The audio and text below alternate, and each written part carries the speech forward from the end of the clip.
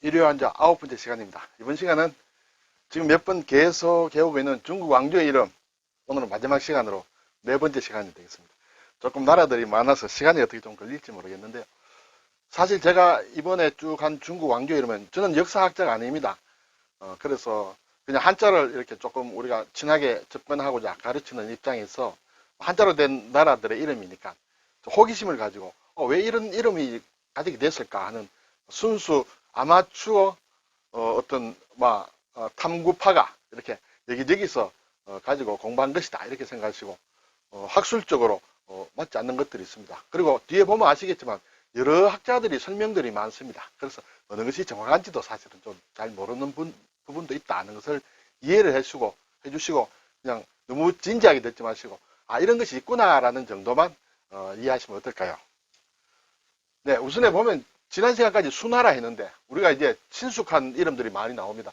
당나라, 송나라, 요나라, 금나라, 원나라, 명나라, 청나라. 청나라까지만 하겠습니다. 중간에 5대 10국이다, 서하다, 이런 것들이 있는데 이런 것은 별로 중요하지 않다고 생각해서 그냥 뛰어넘겠습니다. 우선 당나라는 이연이라는 사람이 이제 세웠죠. 그래서 왜 이런 이름을 가졌느냐 하는 것은 당이라는 것은 원래 중국의 산서성을 중심으로 한 지역의 옛 이름이 당이다라는 것이죠. 그리고 이 당이라는 것은 고대 어떤 전설상의 왕조라 할 수 있는 요순 임금의 요임금이 세웠다는 어떤 전설성의 왕조가 있는데 그것이 도와 당 그리고 합쳐서 도당이라고도 부르는데 그 지역에 이연이라는 사람이 수나라 있을 때 당국공의 자기를 받았다는 것이죠. 그래서 이 수나라가 멸망한 이후에 당나라를 자기가 제후로 공작을 받은 그곳에 이름을 가지고 와서 당이라고 세웠다. 상당히 간단하게 볼 수 있습니다. 주로 보면 어떤 지역 이름을 가지고 많이 쓴다 이렇게 볼 수 있습니다. 자, 요임금이 세웠다 했습니다. 이 요자하고 제가 좀 관심이 있어서 가져온 게 요임금이라는 것은 이 글자를 보면 이렇게 위에 흑토가 3개 있어요. 그렇죠? 흑토가 있는데 아래에 이렇게 어진 사람 위에 있는 선이 있는 우두솥을 오리라는 글자예요. 그래서 아주 높은 것을 얘기합니다. 높은 곳에서 흙을 많이 세웠다. 그런 뜻이 되겠어요. 그렇다가 보면 높다, 멀다라는 뜻도 되는데 어떤 사람들은 이렇게도 얘기해요. 이것이 도자기를 굽는 가마의 모양이다. 그래서 어떤 흙을 굽는 자기 도기를 만드는 그런 것과 관련이 있지 않느냐 그런 얘기도 있습니다. 그렇게 보니까 우연히 요임금이 세운 나라의 이름 지역이 하나가 도라는 것이 있었어요. 나중에 또 당이라고도 하는데 그래서 합쳐서 도당이라고 하는데 이 도 자체도 또 질그릇을 이런 뜻을 가지고 있는 그런 것이죠. 지역 이름인데 그래서 요와 도와 뭔가 그릇과 관련이 있는가 그런 생각을 해봅니다. 궁금증의 하나입니다. 아직까지. 그리고 우리가 당이라는 것은 많이 쓰는데 이 당이 큰 소리를 친다. 황당하다는 그런 뜻을 가지고 있습니다. 이것은 별경자입니다. 그리고 입군데 어쨌든 큰 소리 친다. 우리가 보면 많이 쓰는 낱말 중에 당돌하다, 당황하다, 또는 황당하다 이런 것을 많이 쓰고 있습니다. 이 당자 앞에다가 쌀민을 붙이게 되면 설탕하는 그런 설탕 탕자가 되죠. 네. 자, 당나라가 지나면 이제 송나라가 옵니다. 물론 중간에 또 다른 게 있습니다만 송나라가 오면 송나라는 이렇게 조광윤이라는 사람이 이렇게 세우는데 왜 송이라 했느냐? 조광윤이라는 사람이 이것도 지역 이름입니다. 송주 현재의 하남성 상구시라고 하는데 여기에 귀덕군 절도사에서 유래가 됐다. 송이라는 곳에 어떤 절도사를 했다. 그래서 송나라를 가지고 왔다. 이것은 상당히 간단합니다. 자기가 예전에 왕조를 세우기 전에 있었던 지역에 통치하던 지역에 이러면서 가지고 왔다. 이렇게 볼 수 있겠죠. 그 다음에 이제 요나라가 있습니다. 요나라. 자, 요나라는 이제 우리가 흔히 아는 거란족과 관련되는 것인데 이름이 좀 바뀝니다. 거란으로 했다가 요로 했다가 다시 거란으로 했다가 요로 했다가 이렇게 몇 번 바뀌는데 요나라는 요와 거란을 이제 같이 생각하면 되겠습니다. 자, 거란이라는 것은 자기 자신들이 통칭했는 것이 기탄이라고 합니다. 기탄. 근데 우리가 보면 이 기탄에서 이제 어떤 말이 유래가 됩니다. 캐세이라는 말로 변합니다. 영어식 표현이다.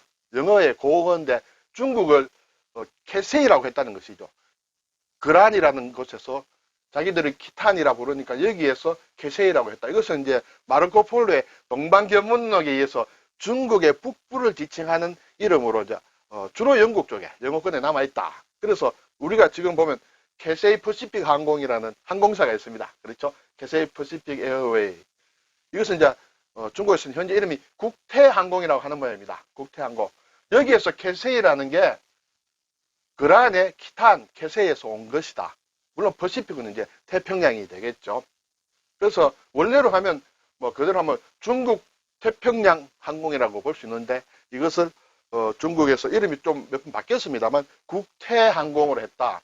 여기서 태는 태평양은 아닙니다. 그렇죠? 태평양 할 때는 이런 클테를 듣죠. 이것은 이제 국태민안이라는 우리가 자주 쓰는 말이 있죠. 나라가 아주 태평스럽고 백성들이 편안한 걸 국태민안이라고 합니다. 여기에서 국태를 따와서 캐세이 퍼시픽 항공의 이름의 한자 명칭이 되었다. 이렇게 되겠죠. 자, 그런데 이 그란이라는 것에 우리 식으로 읽으면 계단이라고도 읽죠. 그렇죠? 또는 계란이라고도 읽고 하는데 이것은 이 글자는 그란으로 읽는 것이 맞습니다. 원래 뜻은 이것이 빈철이다 또는 도금이다 이런 뜻이라고 합니다. 빈철이라 하면 막 철을 얘기한다. 도금이라는 것은 칼을 얘기하죠. 그래서 철과 칼의 뜻을 가지고 있다라고도 얘기를 합니다.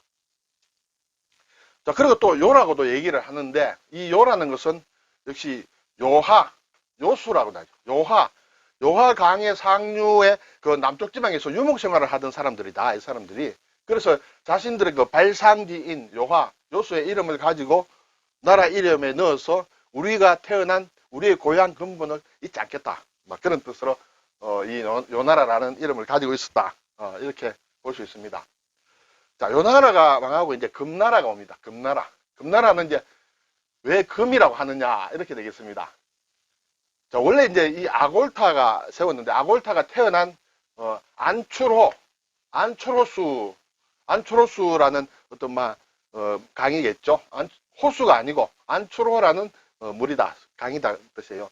안추로수에서 사금이 많이 났는데 그 사금을 가지고 교육을 해서 나라가 번성을 했다. 그래서 국호를 금으로 했다. 이렇게 되는 것이죠. 자, 이 금나라라고 하는 이유에 대해서 이제 적어놓은 기록이 있습니다. 한번 읽어보겠습니다. 금나라 앞에 요나라 했죠. 자, 요나라는 앞에서 제가 그란의 뜻이 빈철이라고 했습니다. 그냥 철로 보면 되겠습니다. 요나라는 빈철을 국호로 삼아서 그 견고함을 취하였지만 결국은 또한 녹이 슬고 부러지니 오직 금만이 변하지 않고 무너지지 않는다. 그리고 금의 색깔은 흰색인데 와남부의 색깔 또한 백이다. 이 부족명이 이제 아골타의 부족명이 와남부다. 이렇게 되겠죠. 그래서 국호를 금이라 했다. 이렇게 되겠죠. 요 나라의 철과 금나라의 금과 이제 이렇게 대비가 되는 것입니다. 그 이후에는 이제 원나라가 나옵니다. 몽골족이 되겠죠. 쿠빌라이 칸이 이제 세운 나라입니다. 이 대원이라고 합니다. 원래 정식 명칭은.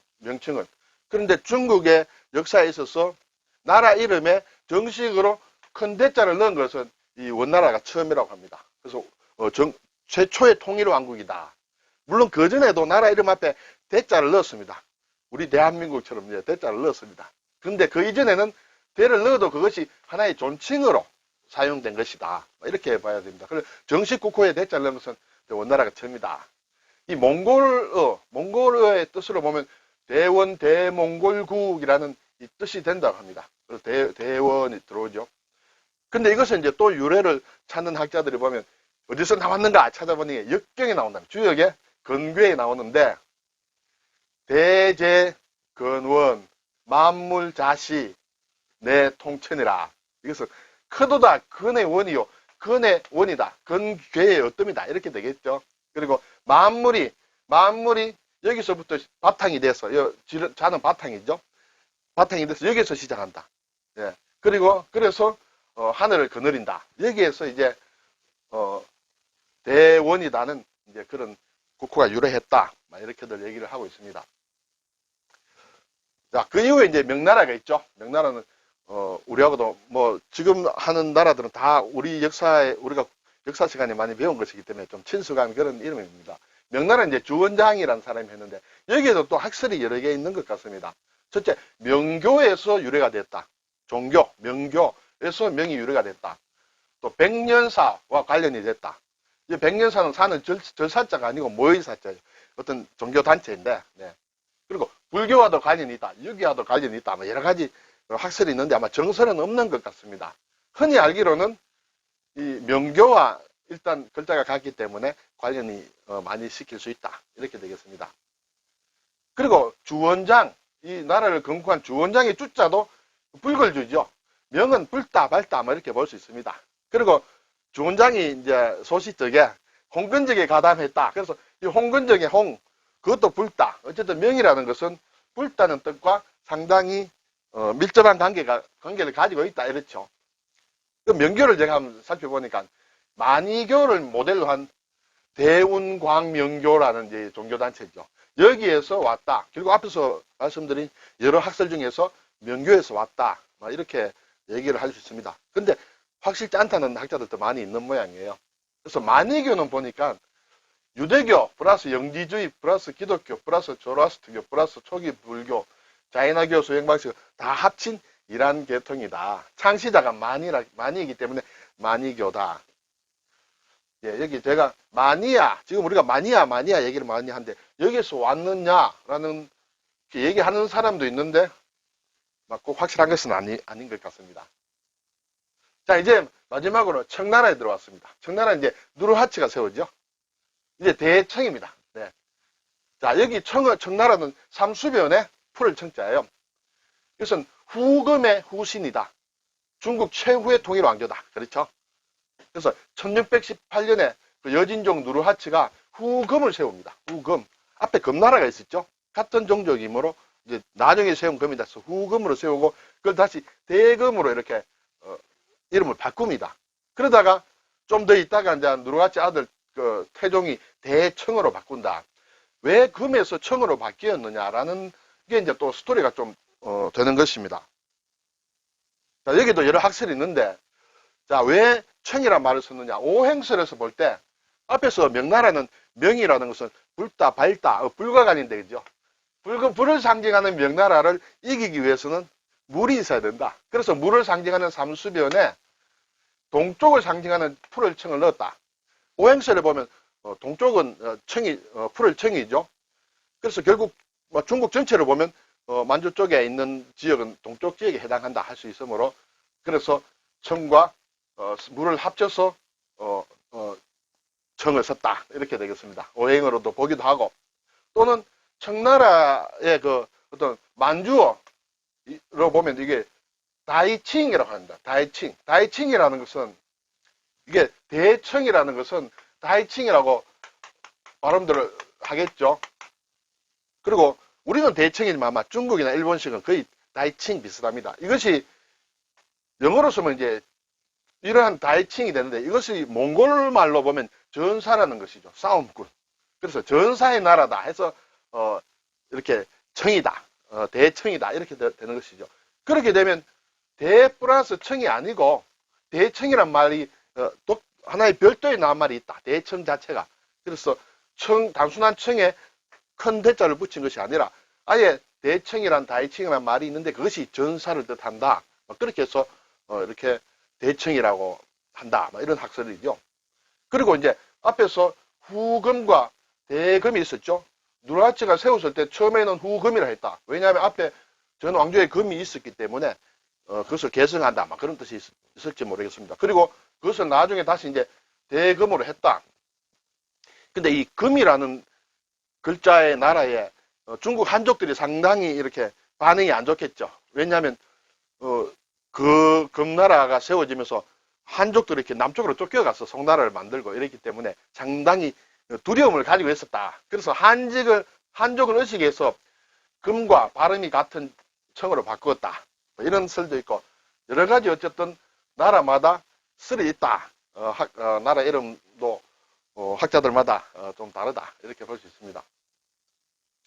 근데 제가 하나 흥미를 또 느낀 것은 여러분도 알고 계신 분 있겠습니다만 이 청나라의 황족의 성이 애신강나입니다. 그렇죠? 애신강나.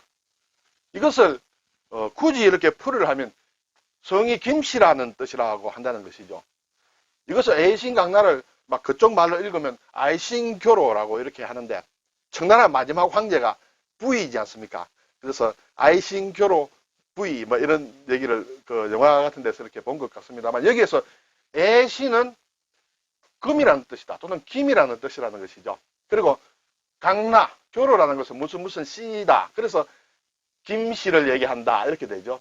근데 여기서 자세히 뜯어보면 애신의 신, 그리고 라의 나가 옵니다. 이것은 신라가 되겠죠. 혹자들 중에는 신라를 사랑하고 신라를 잊지 말자, 기억하자. 왜냐? 신라에서 넘어간 김씨들의 후손이다. 이렇게 얘기하는 사람들도 있습니다. 저는 이것이 어느 정도까지 정확한 학설인지 모르겠습니다만, 이런 얘기들도 떠돌고 있고, 저도 예전에 오래전에 이런 것을 접하고 흥미롭다 이렇게 생각을 하고 있습니다. 저는 이것이 맞다 안 맞다는 말씀은 아니고, 여러분들이 한번 흥미가 있으시면 한번 또 검색을 해보시고 공부를 좀 해보시면 어떨까 이런 생각이 듭니다. 자, 이제 이러한 나라들의 이름을 한번 생각해 보았습니다. 당, 송, 요, 금, 원, 명, 청. 어쨌든 중국 중원의 나라들, 통일왕조라든지 또 많은 춘추 전국시대의 많은 나라의 왕조의 이름은 대부분 외자로 되어 있다. 그리고 그 지역의 이름과 관련이 되어 있고, 가끔 어떤 성씨와도 관련이 되어 있고 이렇게 되겠습니다. 그래서 제가 몇 가지 그동안 조사해 놓은 것들을 가지고 학설에 관계없이 좀 소개하면서 흥미 위주로 그냥 한번 다뤄보았습니다. 그동안 이 중국 왕조 4시간을 4회를 들어주셔서 대단히 감사합니다. 수고하셨습니다.